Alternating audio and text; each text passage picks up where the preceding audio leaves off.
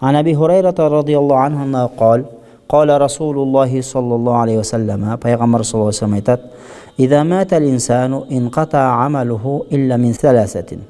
Адам баласы өлгөндөн кийин анын кылган амалдарынын бардыгы үзүлөт, токтойт. Illa min salasatin. Бирок 3 нерседе анын амалдары токтобостон амалы келип турат дейт. Illa min sadaqatin jariya.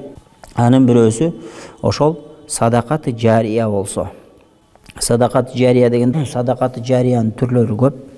Садака деген сөз. Жария деген агып турган суу. Мисалы үчүн жария деген сууда, мисалы суу тынбай агып турса, жари дейт.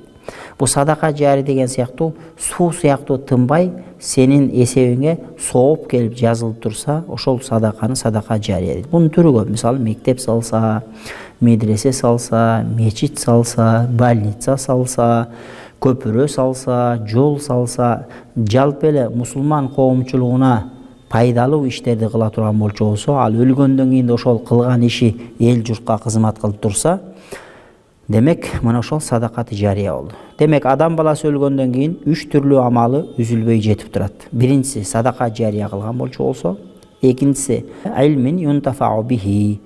Жана дагы бир илим таштаса, ошо илим менен бөлөк бирөөлөргө пайдасы жетип турса. Демек бир адам өлдү, бирок ал илим таштап кетти. Ал илими пайда берип атат. Өзүнөн кийинкилерди окутту. Алар андан кийинкилерин окутуп улантып атат, илим жолун жолдоп атат, улап атат.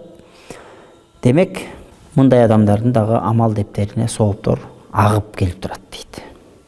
Авваладин салихин яд'у лаху. Же болбосо үчүнчү сооп жетип туруучу адамдар өлгөндөн кийин дагы. Булар валадин салихин аркасынан бир таква бала калса, мына ошол таква бала яд'у лаху атасына дуа кылып турса, энесине дуа кылса, жакындарына дуа кылса, бул адамдар өлгөндөн кийин дагы булардын амал дептери сооптор жетип турат.